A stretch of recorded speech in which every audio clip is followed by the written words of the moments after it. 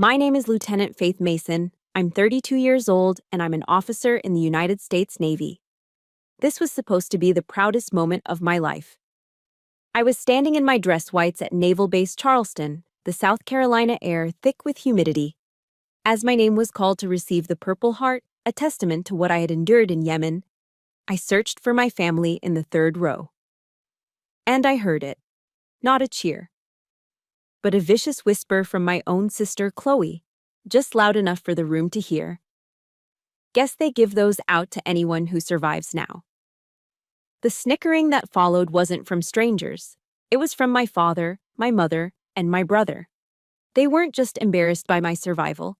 They were covering for a secret. They didn't know I saw the little red light blinking on Chloe's phone. They were recording my humiliation. And if you want to know what happens when a soldier discovers the real enemy is inside her own home, let me know where you're listening from in the comments, hit that like button, and subscribe. Because I learned something that day. The worst wounds never bleed. I stood at attention, my posture a steel rod against the suffocating blanket of Charleston heat that seeped through the crisp fabric of my dress whites. The air in the base auditorium was thick with the scent of floor polish, salt water, and the collective pride of 100 military families. Around me were the men and women I served with, faces etched with discipline and quiet strength. The first stirring notes of the national anthem began to play, and every spine in the room straightened. I had dreamed of this moment for years. Not the medal, not the ceremony, but the profound feeling of belonging to something greater than myself. The feeling that my life had a purpose defined by 3 words: honor, courage, commitment. Admiral Harris, a man whose presence filled any room he entered, stood at the podium. His voice was gravelly but steady as he began his speech about the ambush in Yemen, about sacrifice, about the cost of freedom. I swallowed hard, the motion catching in my dry throat. I could still feel the phantom ache in my shoulder where the shrapnel had torn through, a permanent reminder of that day. My gaze drifted, finding my family in the third row. The Masons of Mount Pleasant. From a distance, they were a perfect portrait of Southern respectability. My father, Richard, the retired shipyard owner, sat with his familiar, stoic expression, his face looking as if it were carved from the same old oak he used to build his boats. My mother, Eleanor, wore the practiced, serene smile of a quintessential Southern matriarch, a smile that could calm a storm or hide a secret with equal ease. Beside her sat my brother, Evan, and my sister, Chloe. And Chloe, my beautiful, polished sister, was holding up her phone, the lens aimed directly at me. Lieutenant Faith Mason. The Admiral's voice boomed through the speakers. A wave of applause, respectful and warm, washed over me. I pushed off my heels and began the walk toward the stage. Each step was a negotiation with the shrapnel that remained embedded in my shoulder, a sharp, pulsing reminder of the cost. The polished floor reflected the bright lights above, making the world feel slightly unreal.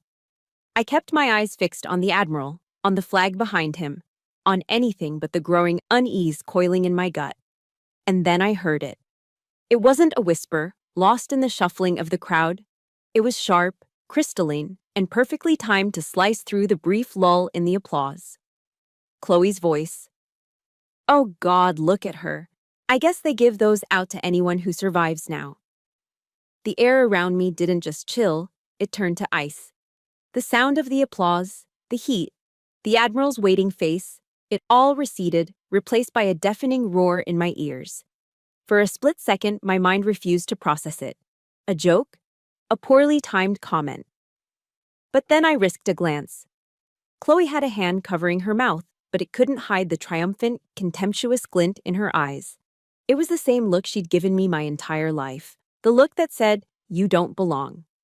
She had always resented me for escaping the golden cage of the family shipyard, for choosing a uniform over a legacy she coveted. But I never imagined her venom could be this potent, this public. This was not just jealousy. This was a declaration of war. But what truly killed me, what shattered the last remaining piece of my naive, disciplined heart, was what happened next. It wasn't just Chloe.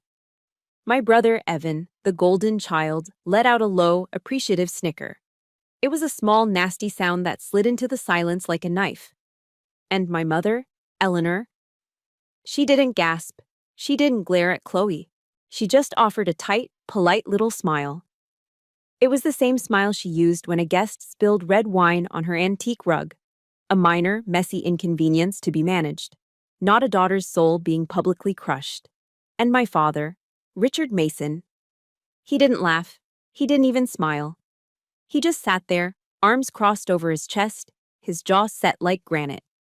He looked at me, his gaze sweeping over my uniform, the medal I was about to receive, and his expression was one of profound, familiar disappointment.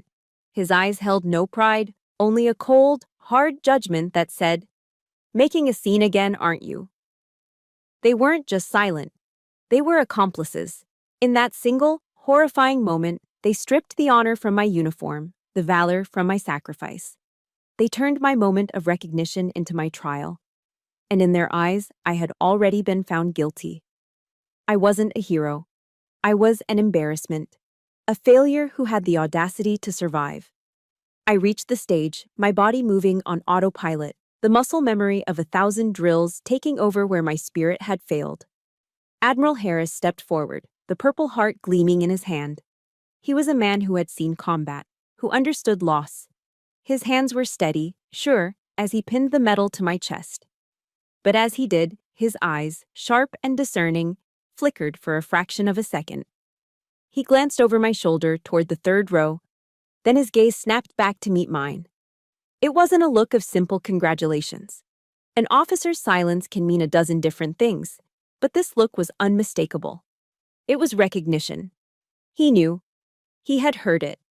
His eyes, for a brief, piercing moment, bypassed the ceremony, the applause, the uniform. They looked straight through to the wound that had just been inflicted upon me. His silent gaze was a message, clear as any verbal command. "I see the real injury, Lieutenant, and it isn't the one in your shoulder." Suddenly, the Purple Heart on my chest felt impossibly heavy, its weight pulling me down.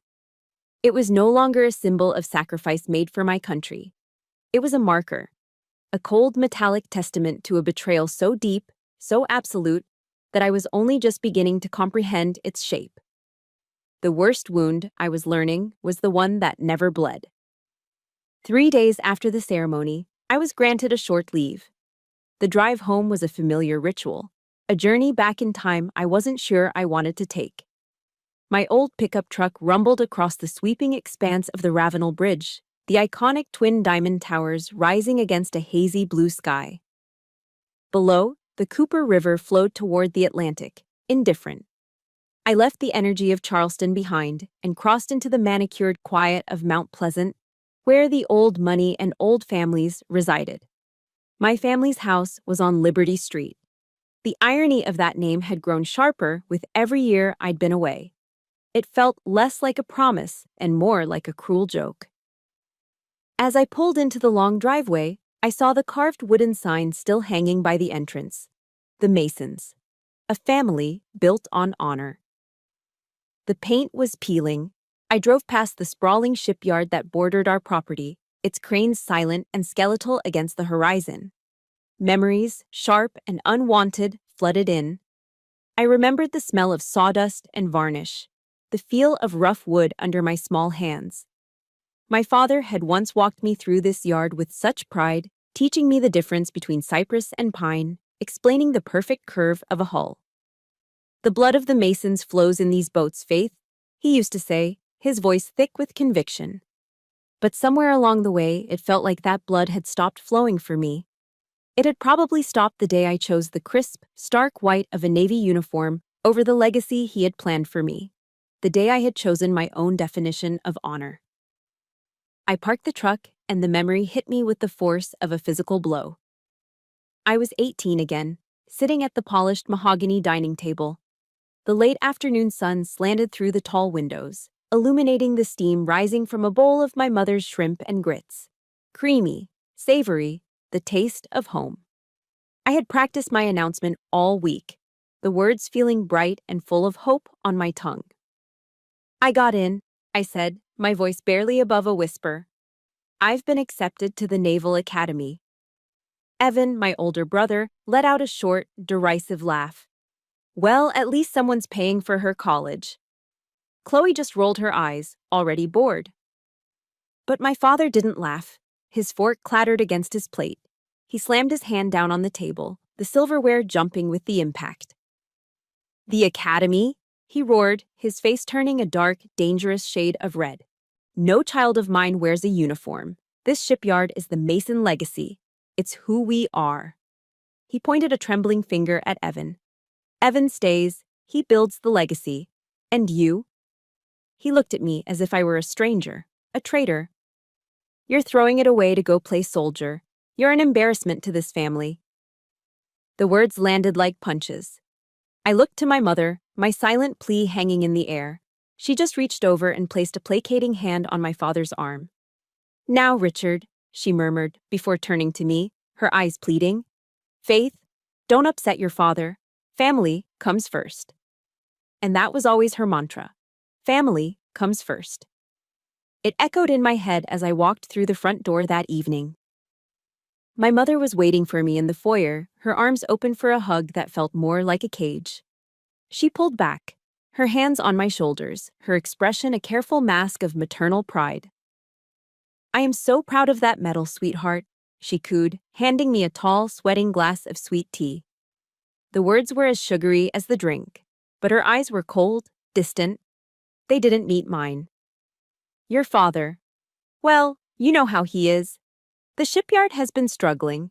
It's been so stressful for him. Just try not to bring any more trouble home, all right?" The condensation from the glass chilled my hand. "Trouble?" I asked, my voice flat. "You mean the truth, Mom?" She flinched, turning away to straighten a picture frame on the wall, a classic deflection. In this house, family comes first didn't mean protecting each other. It didn't mean honesty or love. It meant the truth must be buried. It meant appearances were everything, and my survival, my honor, was just an inconvenient crack in their perfect facade. The house felt suffocating, every room saturated with unspoken resentments. I retreated to my old bedroom, a place that felt more like a museum of a girl I used to be. I started clearing out some old things, needing a task, anything to keep my mind from spiraling. I opened my mother's old vanity, which had been moved into my room years ago, looking for a box for some old photos, and that's when I saw it. Tucked away in the back of a drawer, beneath a stack of silk scarves, was something that did not belong. A plain manila envelope. My breath caught when I saw the faint, stamped insignia in the corner, the seal of the Office of Naval Intelligence. ONI. A cold dread, colder than any fear I'd felt in combat, spread through my chest. My heart hammered against my ribs. Why would my mother, a civilian who ran charity luncheons and garden clubs, have an envelope from Naval Intelligence? My fingers trembled as I pulled it out. Inside, there was no formal report, just a single yellowed slip of memo paper with a typed line on it. Ongoing surveillance, civilian accessing classified medical data via Mason contact. Mason contact. The words blurred. I was the only Mason in the United States Navy. Were they watching my family? Or were they watching me? Who was the civilian? Who were they accessing my data for? If you've ever felt like the odd one out in your own family, like you were the one being watched instead of being supported, hit that like button. And let me know in the comments by just typing the word truth. Because right then, I knew I was on the verge of a truth I might not be ready for. Just as the thought crossed my mind, my phone vibrated violently on the nightstand. The screen lit up with a name that made the air leave my lungs in a rush. "Admiral Harris," I answered, my voice barely a whisper. "Sir?" His voice was grim, stripped of all ceremony. "Lieutenant, we need to talk. In private." Sleep was a luxury I couldn't afford that night. The Admiral's grim directive and the chilling words on that ONI memo, Mason contact, played on a relentless loop in my mind. Every shadow in my old bedroom seemed to stretch and twist into a new question, a new suspicion. Lying in bed, staring at the ceiling, was a form of torture. I was a soldier. I was trained for action, not helpless speculation. If there were answers in this house, I had to find them. Around 2 a.m., when the old house had settled into a deep, groaning silence, I slipped out of bed. I moved with a practiced stealth, my bare feet silent on the cool hardwood floors. My target was my father's office, his sanctuary. The one room in the house that was more his than anyone else's. The door was unlocked. I eased it open, the hinges letting out a barely audible sigh. The room was dark, but the familiar scent hit me immediately. A complex mix of metal shavings, pine wood, and the faint, sweet tang of bourbon. It was the smell of my father's power, his authority. And tonight, I was violating his inner sanctum. I didn't turn on a light, using the flashlight on my phone to cut a narrow beam through the darkness. The beam swept across leather-bound books, framed blueprints of award-winning ship designs, and a photo of him and Evan shaking a senator's hand. I wasn't in that picture. I started with the filing cabinets, shipyard invoices, tax records, supply chain logistics. A decade of a dying business laid out in manila folders. Nothing. I moved to his massive oak desk. I sifted through papers, account statements, letters. It was all meticulously organized, perfectly normal. But the knot of dread in my stomach told me the truth wasn't in the open. Then I saw it. The bottom right drawer. It was stuck, jammed tight. It wasn't locked in a conventional way. It felt more like it was wedged shut on purpose. I pulled my Navy-issue folding knife from my pocket, a tool I'd used for everything from cutting rope to opening MREs. The irony was bitter. I was using a symbol of my service to pry into the secrets of the man who despised it. I worked the tip of the blade into the seam, applying steady pressure. With a sharp crack of splintering wood, the drawer gave way. My heart pounded against my ribs. Inside, there was no ledger, no incriminating document. There was just a single, crisp bank slip, stapled neatly to a business card. My flashlight beam trembled as I focused on the card. The text was simple, embossed in a stark, professional font, Maritime Research Group, MRG. The name meant nothing to me. But the bank slip beneath it meant everything. It was a deposit confirmation. Under the line item for services rendered, it read, Payment received, $7,500. And at the bottom, a signature that I had seen on every report card, every permission slip, every check of my life. R. Mason. My father's unmistakable, arrogant scrawl. $7,500. To a man like my father, it wasn't a fortune. But it was too much for a simple consulting fee from a company I'd never even heard him mention. A bitter taste, acidic and foul, rose in my throat. He was a man who had lectured me my entire life about how honor was priceless, how a Mason's name was worth more than gold. But apparently, his had a price tag. Exactly $7,500. My hands shook as I took a series of sharp, clear photos of the card and the slip with my phone. I had my first piece of evidence, and it felt like a shard of glass in my gut. Back in my room, the silence was more oppressive than ever. I couldn't call the Admiral, not yet. This was too personal, too raw. I needed more than a suspicion. I needed to know who MRG was. There was only one person I could trust with this. I scrolled through my contacts and pressed the call button next to the name, Ethan Cole. He was my former squad mate, a cybersecurity genius who'd left the Navy to start his own lucrative private firm. He picked up on the third ring. You know, it's almost midnight in Charleston, he said, his voice warm and laced with amusement. You miss me that much, Mason? The casual humor felt like it was from another lifetime. Ethan, I need a favor, I said, my voice tight. I need you to look up a name for me. Shoot, he said. Maritime Research Group. The silence on the other end of the line was immediate and absolute. The warmth in his voice vanished, replaced by a cold, hard edge. Faith, where are you right now? He asked, his tone all business. I told him the truth, that I was at my parents' house, that I'd found something in my father's desk. Another long pause. Faith. I can't, he said finally, his voice low. I have a family now, a wife, a kid. My security clearance is my entire livelihood. If I run that name through my systems, if Mason Contact is what I think it is, This is way beyond a simple data leak. This is treason. I can't get involved. His words were a punch to the gut. The isolation I felt was crushing. Ethan, I pleaded, my voice cracking. Sergeant Davis died in my arms. I held him while he bled out on that sand. You owe him. You owe all of us. Just run it through public channels. Nothing that will flag you. Please. I heard him sigh, a heavy, defeated sound. Give me 30 minutes. The next half hour was the longest of my life.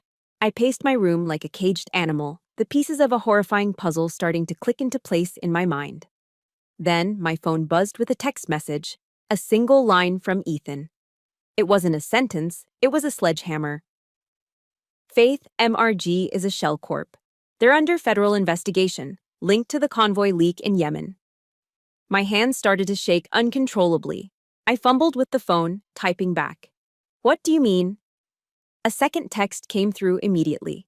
It was a link to a heavily encrypted intelligence blog post.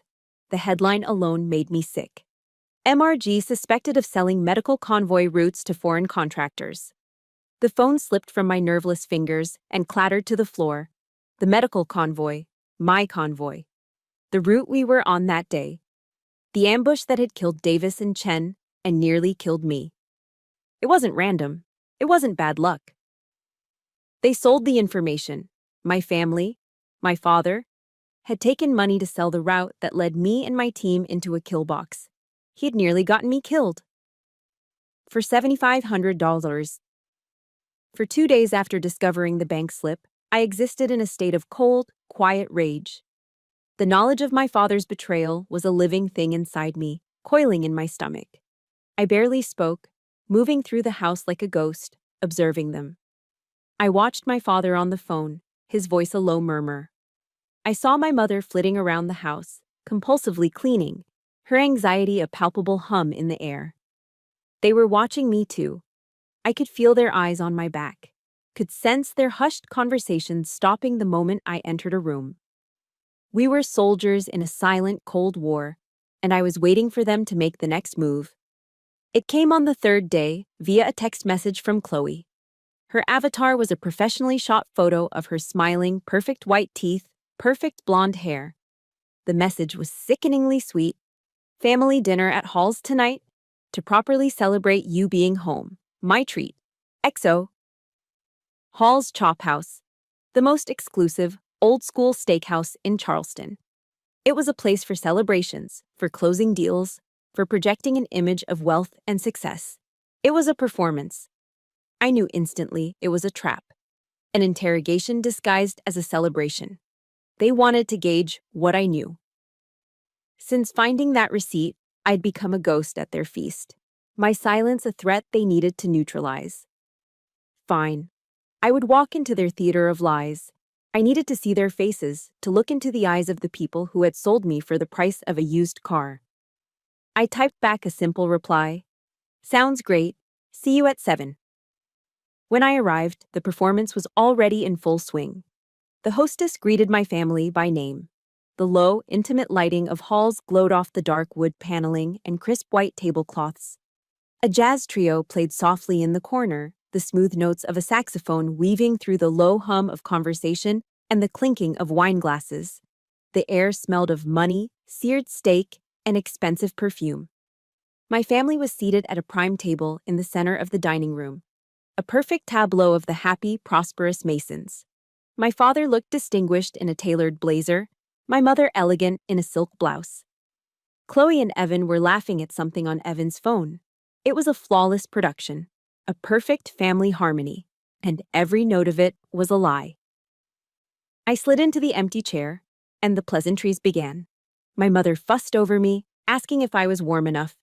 Chloe complimented my blouse. It was all so practiced, so utterly devoid of genuine feeling, it made my skin crawl. The small talk lasted until the waiter had taken our drink orders. Then, my father leaned forward, resting his elbows on the table, a predatory glint in his eyes. So, Lieutenant, he began, the title dripping with a sarcasm so thick I could taste it. Enjoying your newfound fame? Does that little medal of yours get you a discount on a meal like this? Before I could even form a reply, Evan chimed in, a greasy smirk on his face.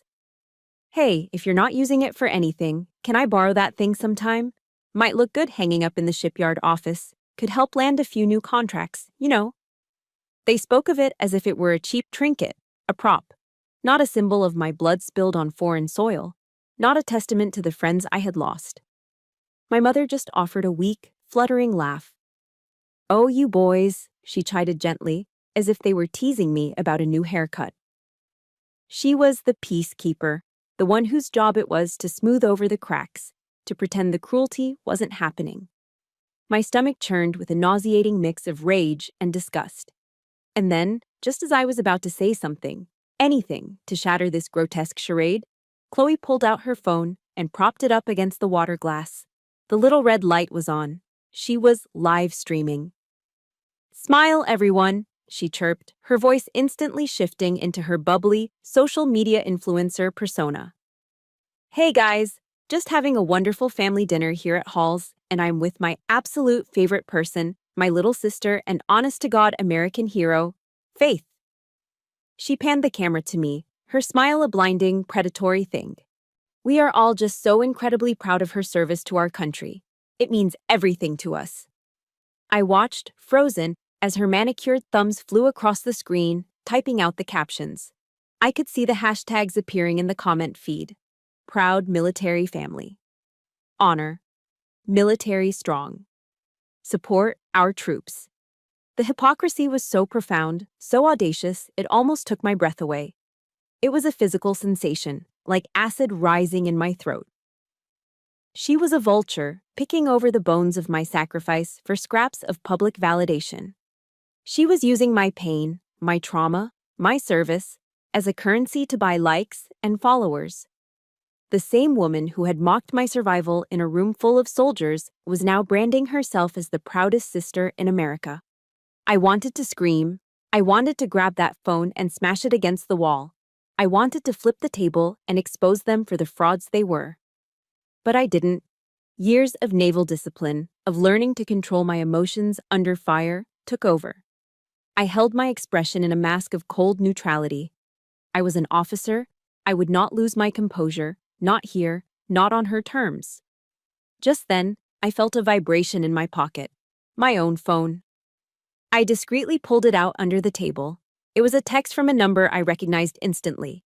Admiral Harris. My blood ran cold. The message was short, direct, and urgent. We found more. Financials. Meet me after dinner. Do not let them know. A jolt of adrenaline shot through me, clearing the red haze of my anger. This wasn't just a family drama anymore. This was real. I looked up from my phone. Chloe was still cooing at her followers, oblivious. My father was flagging down the waiter for another glass of bourbon. Evan was scrolling through his own phone. They had no idea. The game had just changed. I carefully placed my napkin on the table and stood up, my movements calm and deliberate. Excuse me, I said, my voice even. I need to use the restroom. All eyes turned to me. My mother's held a flicker of concern, Chloe's a flash of annoyance at having her live stream interrupted. But it was my father's gaze that held me. It was sharp, suspicious, analytical. He was watching my every move, trying to read me. He knew something was wrong. I turned and walked away from the table, feeling the weight of his stare on my back. The performance was over. The real battle was about to begin. I didn't go to the restroom. I walked straight past it, through the crowded restaurant, and out the heavy front doors into the humid Charleston night. The valet barely had time to bring my truck around before I was in it, turning the key, my heart hammering a frantic rhythm against my ribs. I drove with a focus I usually reserved for combat situations, my mind a blank slate of adrenaline and purpose. The meeting point was a deserted parking lot overlooking the harbor, a place where the lights of the Ravenel Bridge reflected like scattered diamonds on the dark water. Admiral Harris was already there, waiting in his unmarked sedan. I got out of my truck and slid into his passenger seat. The interior of the car was dark, the only light coming from the faint glow of the dashboard and the screen of an open laptop on the center console. He didn't waste time with pleasantries.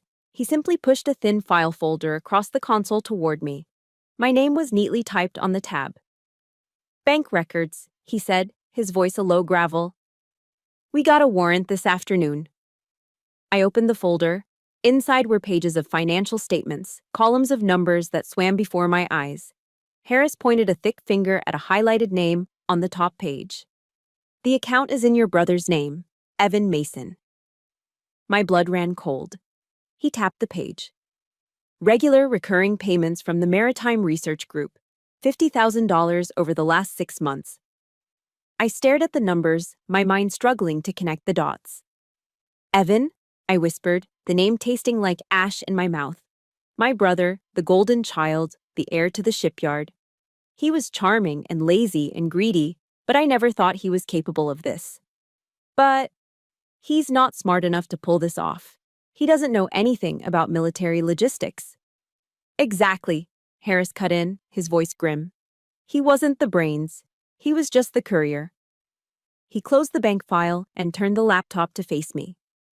On the screen was a classified intelligence report, heavily redacted with black bars.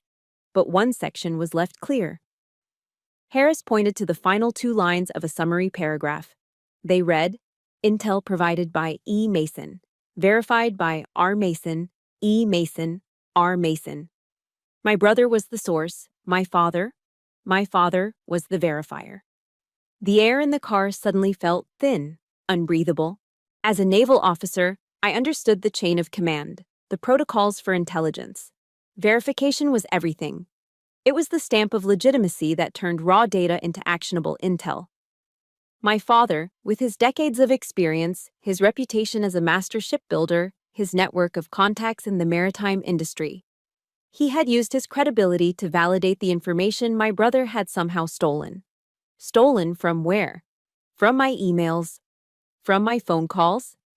Had they been spying on me all along? This wasn't a family squabble over money anymore. This wasn't just a betrayal. This was treason. A father and son conspiring to sell information that got American soldiers killed. My hands were shaking. Sir, what are my orders? Your orders, Lieutenant, Harris said, his gaze hard as steel, are to go home. Act normal. Do not engage. You are now a material witness in a federal investigation. We handle it from here. I drove away from the harbor in a daze, my mind a maelstrom of shock and horror. The city lights blurred into streaks of color. How could I act normal? How could I walk back into that house and look at them, knowing what I knew?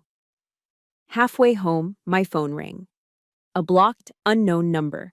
I answered on instinct. Stop digging, Ms. Mason. The voice on the other end was flat, metallic, and utterly devoid of emotion. You don't want the answers you're looking for. A chill snaked down my spine. I slammed the phone down, ending the call, my heart pounding. I glanced in my rearview mirror. A pair of headlights that had been behind me for the last few miles suddenly seemed too close, too persistent. A large black pickup truck. It mirrored my every turn. The message was clear. This was real. The danger wasn't just a file in an admiral's office. It was here, on the road with me. They weren't just selling information. They were willing to kill to protect their secrets. They had tried to kill me once in Yemen. Now, they were ready to try again in South Carolina. When I finally pulled into the driveway, my hands slick with sweat on the steering wheel. The black truck continued on down the road and disappeared. I took a deep, shuddering breath and walked into the house, preparing myself for a confrontation, for lies, for anything. But I wasn't prepared for my mother. She was waiting for me in the living room, a solitary figure illuminated by a single dim lamp. She was wearing a silk nightgown, looking elegant and fragile. But her voice, when she spoke, was anything but. Faith, where have you been? It wasn't a question born of worry, it was an accusation. I didn't answer, I just stared at her. She stood up and walked toward me, her expression a careful blend of concern and disappointment.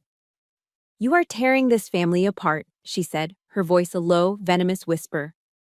Your father has lost almost everything trying to keep that shipyard afloat.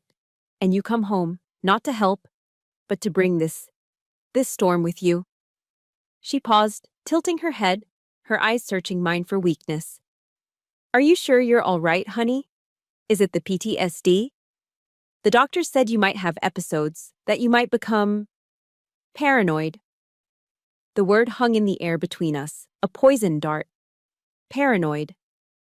"You're imagining things to hurt your father, to hurt us," she continued, her voice softening into a tone of deep, theatrical sorrow. "After everything we've done for you, you are being so selfish." Selfish. She called me selfish. Paranoid. She stood there, a portrait of maternal concern, and gaslit me with the precision of a surgeon.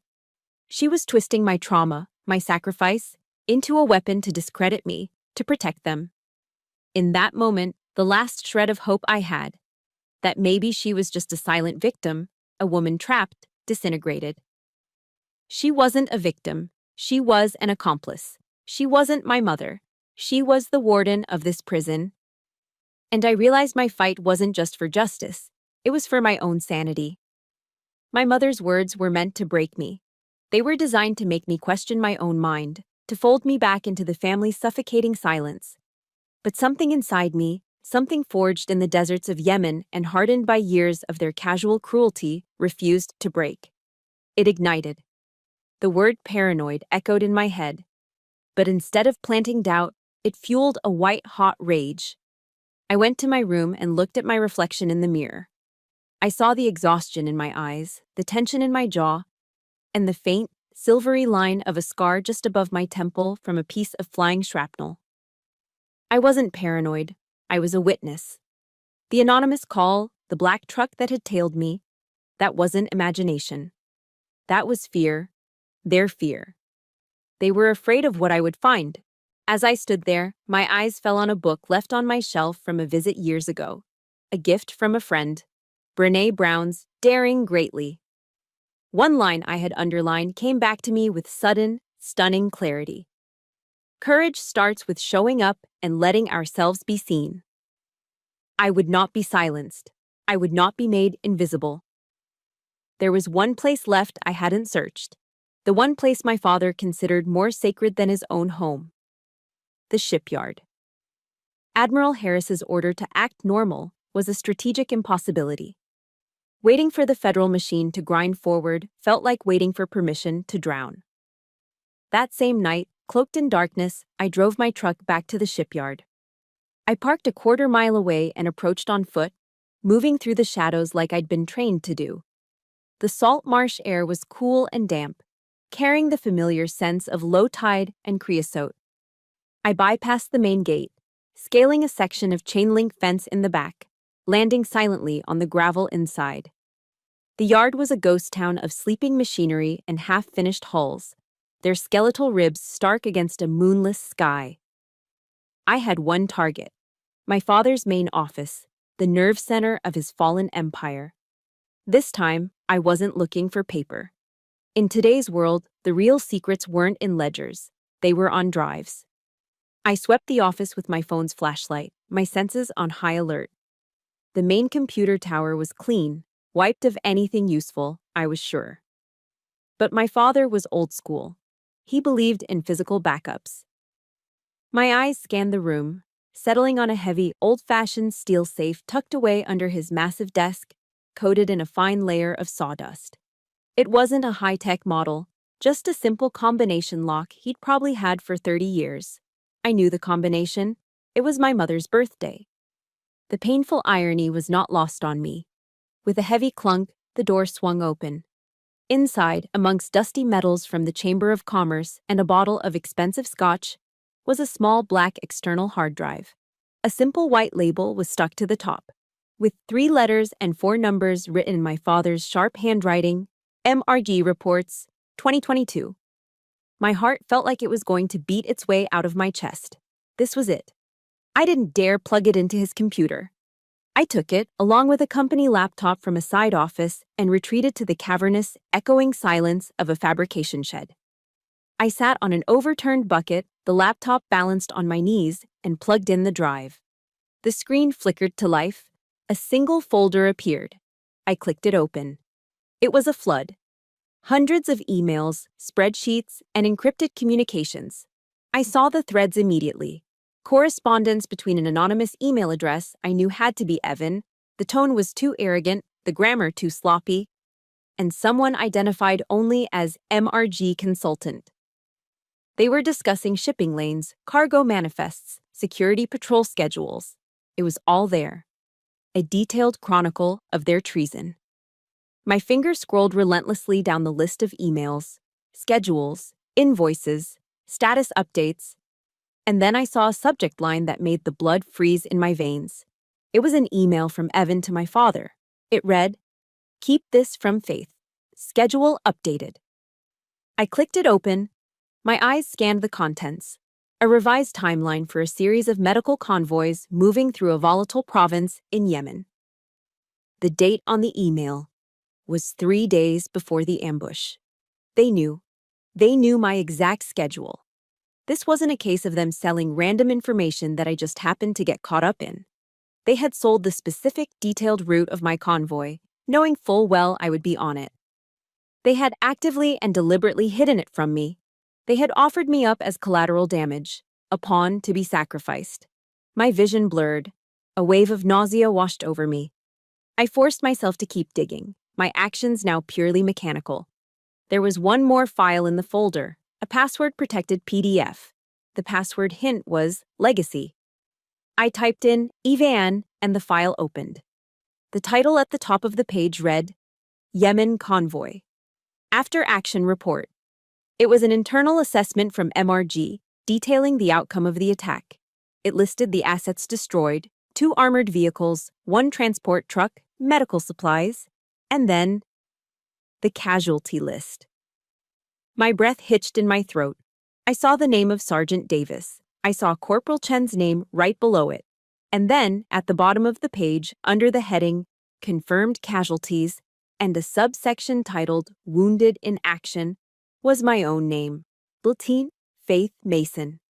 And beneath it all, at the very bottom of the report, was a digital signature authenticating the document. A final stamp of approval. R. Mason. He had signed off on it. He had seen my name on a casualty list, a list his actions had created, and he had electronically signed his name to it. He had rubber-stamped the murder of my men and the near death of his own daughter.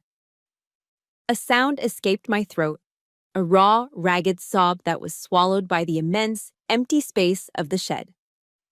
If you have ever uncovered a truth so devastating it brought you to your knees, please support this story by hitting that like button. And in the comments, just type the word courage. If you believe that finding the truth, no matter how painful, is the ultimate act of courage. My training kicked in, a lifeline in the overwhelming sea of grief and betrayal. I copied the entire drive onto the laptop. I connected to the shipyard's Wi-Fi. And with trembling fingers, I sent the entire unredacted cache of data to Admiral Harris's secure email address. My phone rang less than a minute later. It was him. "Lieutenant, what is this? Where did you get this?" "The shipyard, sir. It was in my father's safe." There was a moment of stunned silence on the other end. "Faith, this is a matter of national security now. You went against a direct order. Your new order is to stand down, say nothing, do nothing. Is that understood?" I looked at the casualty report still glowing on the laptop screen. I saw Sergeant Davis's face. I heard his last words, and I knew I could not be silent any longer. My voice when I spoke was broken but clear. "With all due respect, Admiral," I said, the tears finally falling, hot and fast, down my face. "Silence is what got my men killed." The morning after I sent that hard drive to Admiral Harris, all hell broke loose. I woke up in the temporary housing the Navy had quietly arranged for me to the sound of my phone buzzing incessantly. A local news alert was the first thing I saw. The headline felt like a detonation. Prominent Mount Pleasant shipyard family in federal probe for military intel leak. Beneath it was a picture of my family's pristine home, now marred by the sight of 2 dark blue FBI sedans parked in the driveway. It was everywhere. On every local Charleston news station, on every morning show. The Masons, the pinnacle of Southern honor, were now the subjects of a federal treason investigation. My phone rang, and it was my mother. I almost didn't answer, but some morbid curiosity made me accept the call. I was met with a storm of hysterical sobs. "You've ruined us, Faith," she wailed, her voice thick with panic and accusation. "How could you do this to your own family? To your father?" A cold, hard fury I hadn't known I possessed rose up from my core. "Family!" I shouted into the phone, my voice shaking with rage. "You want to talk about family? You stood by while he signed my death warrant. You are not my family." I ended the call, my hand trembling, the sound of her sobs still echoing in my ear. But that was just the opening salvo. The main attack was yet to come. An hour later, Chloe launched her weapon. It appeared on her Instagram, her Facebook, and was quickly picked up by local blogs. It was a masterfully produced video, shot in what looked like her perfectly decorated living room. She was wearing a soft cream-colored sweater, her makeup was flawless, and her eyes were glistening with well-rehearsed tears. The title was a stroke of manipulative genius. My Sister, the Hero. PTSD and the Military Cover-Up. "My sister, Faith, is a hero," she began, her voice trembling artfully. "She served our country with bravery, and she was wounded. She was hurt, and she hasn't been the same since."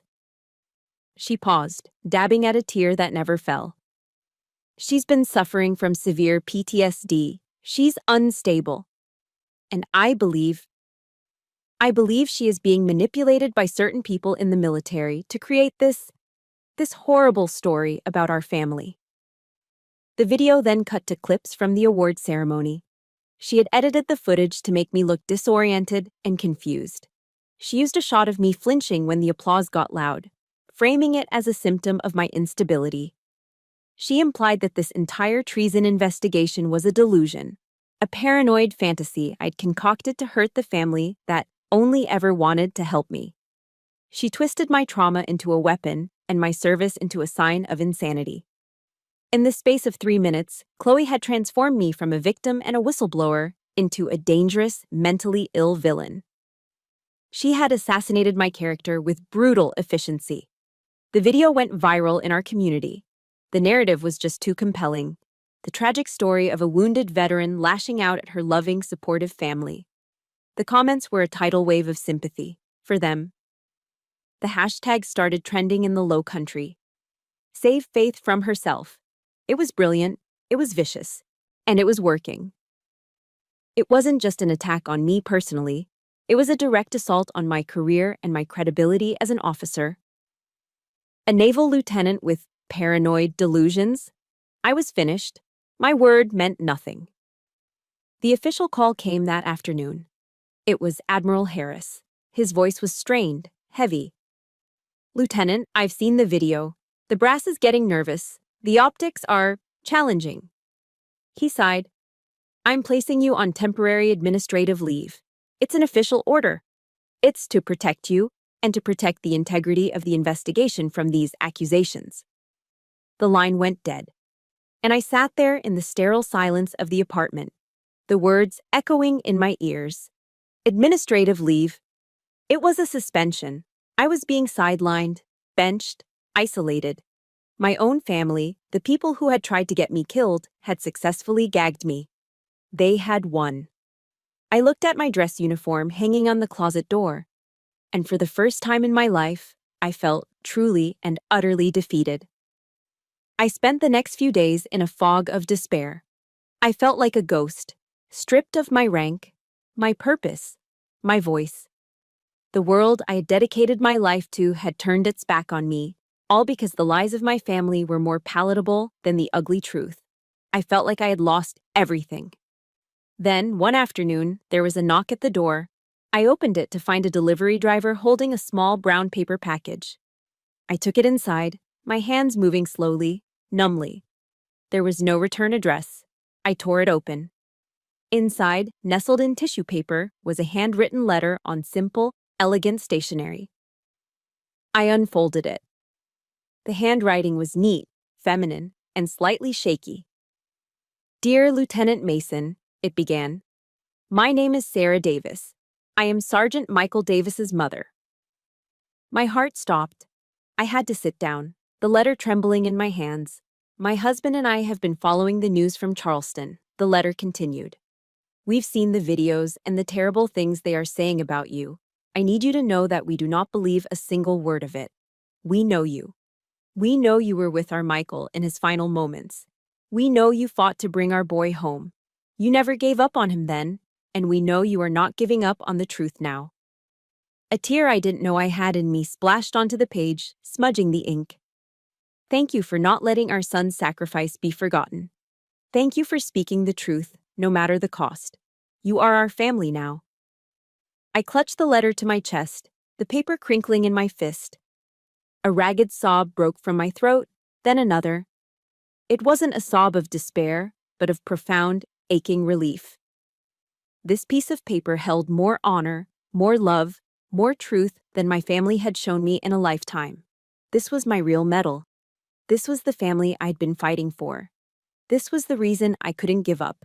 Not now, not ever. The military hearing room at the Charleston Naval Base was as cold and silent as a tomb.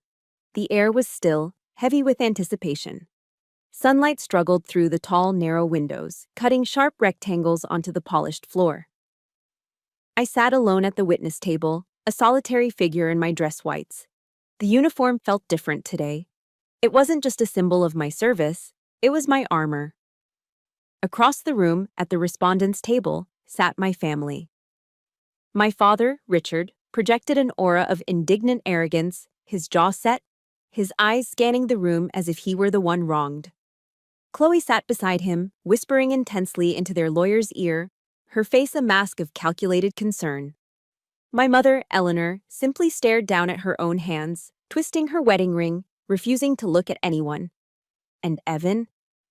Evan just looked pale and terrified. As I had walked into the room moments before, the hushed whispers ceasing as all eyes turned to me, I thought of my grandmother. She was the only kind soul in that family, gone for over a decade now. A line she used to quote to me from her worn Bible echoed in my mind. Then you will know the truth, and the truth will set you free. I held on to those words like a lifeline. Today I was here for my freedom. After hours of procedural motions and dry testimony from federal agents, my father was called to the stand. He walked with a confident stride, a man utterly convinced of his own righteousness. He swore his oath and then began his performance. He was masterful. His voice was steady, tinged with the sorrow of a loving father forced to endure a nightmare. This is all a terrible, tragic misunderstanding, he began, his eyes sweeping across the panel of senior officers presiding over the hearing. My daughter is a hero. We are all so proud of her. He paused, his voice catching. But she was wounded, terribly. She suffers from a severe case of post-traumatic stress disorder. She's not, well, and we believe she has been unduly influenced, perhaps even manipulated by the Navy, into constructing this fantasy to lash out against her family. He had the audacity to use Chloe's exact smear campaign, to speak those poisonous lies under oath in a federal hearing. Then he turned and looked directly at me. His eyes weren't pleading, they weren't asking for forgiveness, they were commanding me. Faith, tell them, end this now. Even here, even now, after everything, he still believed he had control over me. He still saw me as a disobedient child, not a witness to his treason. I met his gaze and held it, my expression as unyielding as the granite of his own shipyard. I would not break. When my father's testimony concluded, the lead prosecutor turned to Admiral Harris. Admiral, does the Navy have any rebuttal to Mr. Mason's claims regarding Lieutenant Mason's mental state? Admiral Harris stood, his presence commanding the room's full attention. We do not have a rebuttal, he said, his voice calm and clear. We have evidence. The lights in the room dimmed, and a large screen behind the panel flickered to life. The first documents appeared, the emails from the hard drive. Evan's careless words, his father's cold instructions. Then came the bank records. The $7,500 deposit slip, followed by the statements showing $50,000 flowing into Evan's account. A low murmur rippled through the gallery. Chloe shot a venomous glare at me. My father's composure began to crack, a faint sheen of sweat appearing on his brow. And finally, the Admiral continued, his voice dropping, we have audio. The first recording began to play. The sound quality was tinny, but the voice was unmistakable. It was the flat metallic tone from the threatening phone call. Stop digging, Ms. Mason. You don't want the answers you're looking for. Voice analysis experts from the FBI have confirmed with 99% certainty, the Admiral stated, that the speaker is Mr. Evan Mason. Evan sank in his chair, his face the color of ash. My mother let out a small, strangled gasp. And one more, the Admiral said, his eyes locking onto my father. The second recording was a phone call between Richard Mason and the man known only as the MRG consultant. My father's voice was cold, clipped, all business. There was no emotion, no hesitation, just chilling efficiency. Confirmed. The convoy is mobile at 0600, payment as arranged. The silence that followed was shattered. It was my mother. She let out a high, piercing shriek, a sound of pure, unadulterated horror as the final, undeniable truth crashed down upon her. The room erupted into a cacophony of shocked gasps and furious whispers. The lead officer slammed his gavel, calling for order, but the damage was done. The truth was out. In the ensuing chaos, my family's silence was more damning than any confession. Their arrogance had evaporated, replaced by the stark, ugly face of guilt. When the room had finally quieted, the presiding officer turned to me. Lieutenant Mason, do you have a final statement you wish to make? I stood up, my posture straight, my voice steady. I felt the weight of every eye in that room, but I only looked at one person. I looked straight at my father. I only have one thing to say. My voice did not waver. I didn't survive that ambush by luck. I survived in spite of you. The words landed in the silent room with the force of a physical blow. I saw the last flicker of defiance die in his eyes, replaced by the hollow look of a defeated man. I had said my piece. I sat down. The hearing concluded swiftly after that. As the officers prepared to give their final summary, Admiral Harris stood one last time and addressed my father directly, his voice ringing with the authority of a lifetime of honorable service. Mr. Mason, he said, his words a final, damning verdict. True courage isn't found on a medal. It's found in the willingness to speak the truth, especially when it means standing against your own blood. This hearing is concluded. 3 months passed. The storm of the hearing gave way to a quiet, unsettling calm.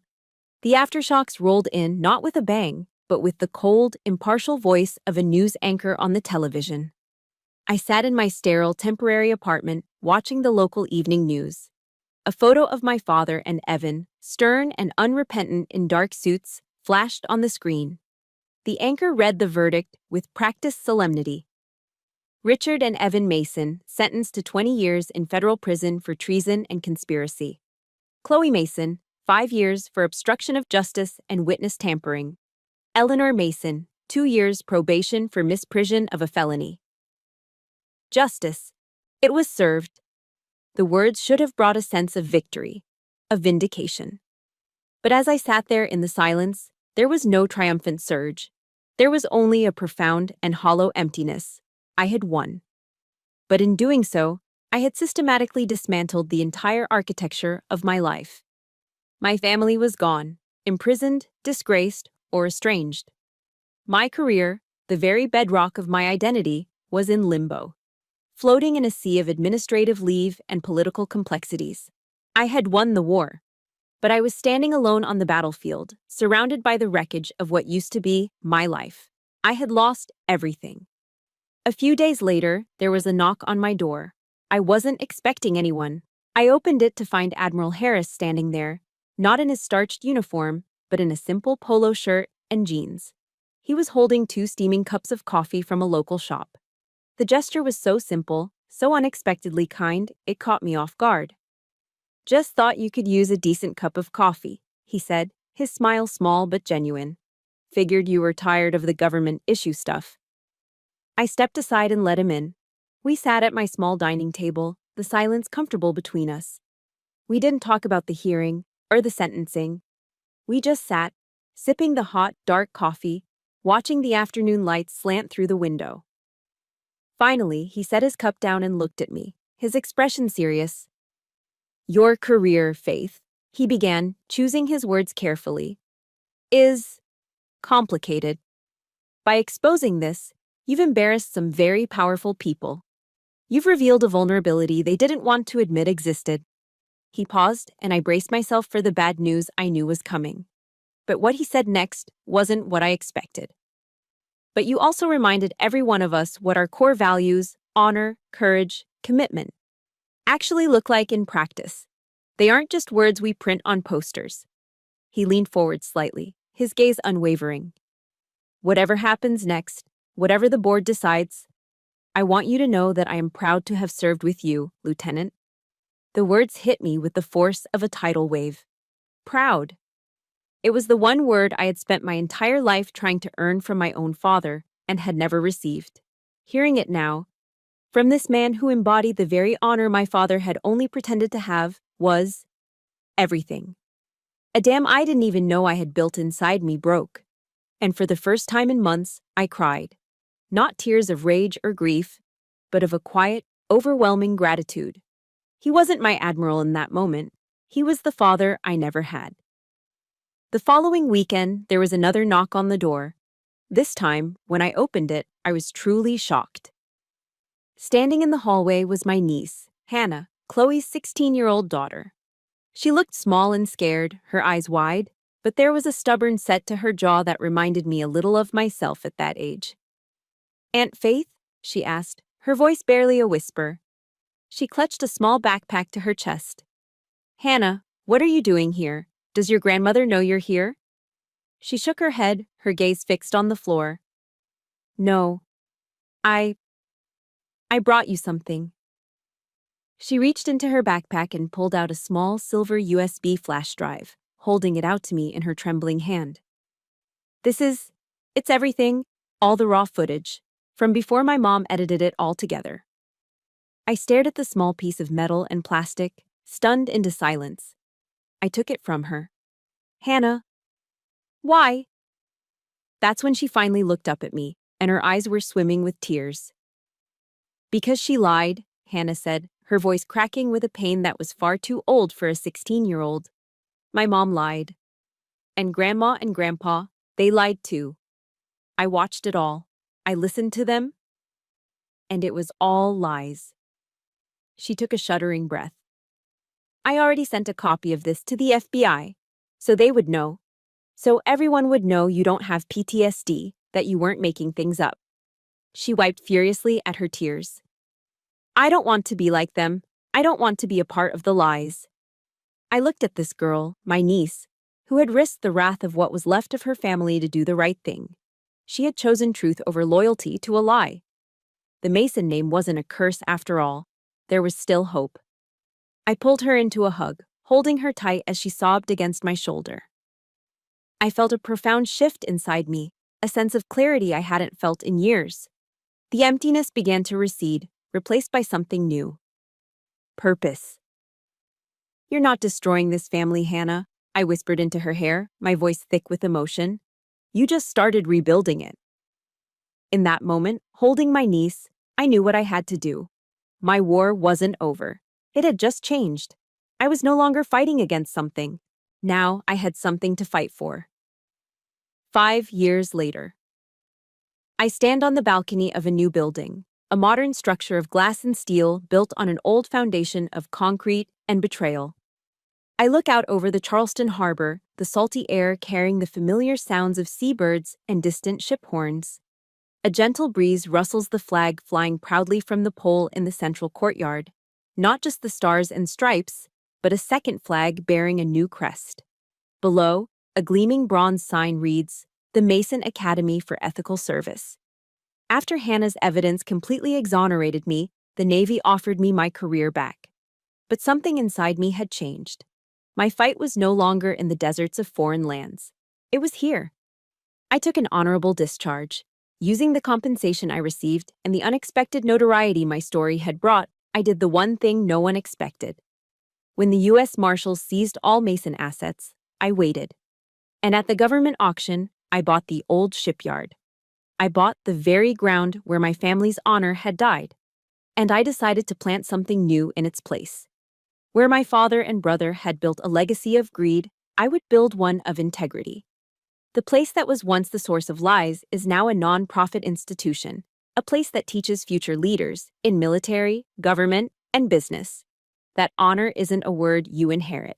It's a choice you make every single day. A sharp, confident voice cuts through my thoughts. It looks good, Aunt Faith. I turn and smile. Standing beside me is a midshipman, her posture ramrod straight in the crisp dress uniform of the United States Naval Academy at Annapolis. It's Hannah. At 21, she is no longer the scared girl who showed up at my door. She's a woman of conviction, her eyes clear and steady. She looks out at the bustling campus below, at the young people walking between classrooms that were once noisy fabrication sheds. "You rebuilt everything," she says, a note of awe in her voice. The circle was now complete. Another Mason in uniform. But this time, it was a choice made not in defiance of a family, but in service of an ideal of absolute integrity. I watch her for a moment, my heart swelling with a quiet, fierce pride. This was the true Mason legacy, the one that mattered. "She's a good kid," I say softly, more to myself than to her, knowing that Hannah was the best thing to come out of all that wreckage. Hannah's gaze drifts down to the docks. The flagship of the Academy's small fleet is an old, refurbished vessel used for humanitarian aid missions, delivering supplies to hurricane-stricken areas in the Caribbean. It was once my father's prize boat. We kept the nameplate on the stern as a reminder. The Eleanor. "Do you ever forgive them?" she asks, her voice quiet, the question one she has clearly held for a long time. I follow her gaze, thinking of my father and brother in a federal prison in another state. Of Chloe, now out on parole, living somewhere in the Midwest under a different name. Of my mother, who I haven't spoken to since the day of the sentencing. The old, searing anger is gone. The sharp edges of betrayal have been worn smooth by time. All that remains is a kind of hollow sadness, the ghost of a wound that has long since scarred over. "Forgiveness isn't about forgetting, Hannah," I say, turning to face the sea. "And it's not about saying that what they did was okay. It wasn't. It never will be." I take a breath, the salty air filling my lungs. Forgiveness is about accepting the truth of what happened in all its ugliness, and then making a conscious choice not to let it have power over you anymore. It's about choosing your own peace. "So you finally found peace," Hannah says, a gentle smile on her face. I shake my head slowly. My eyes drift toward the wall of my office, visible through the glass balcony doors. Hanging there, in a simple, elegant frame, is my purple heart. It's not a reminder of betrayal anymore. It's a reminder of survival, a reminder of the price of truth. "No, Hannah," I say, my voice clear and certain. "I didn't find it, I built it." Because a true legacy isn't the name you're given. It's not the business you inherit or the reputation you're born into. It's what you build from the broken pieces of your life. It's the choices you make when you have every reason to give up. I, Faith Mason, was given a legacy of lies and dishonor. But I chose the truth. And from the ashes of betrayal, I had created a legacy of my own. One that was quiet and honest and unbreakable. My story, from that painful ceremony to the academy that stands here today, is now told. But I know it's just one story among many. So many of you listening have fought your own quiet battles and have had to build your own peace from the ground up. If you believe that we are the architects of our own legacy, please support this channel by hitting the like button. For my last question, I would be honored to read your answers in the comments. What is one thing you are proud of building in your life? Subscribe to continue being part of a community where stories of resilience are heard and honored. Thank you for listening.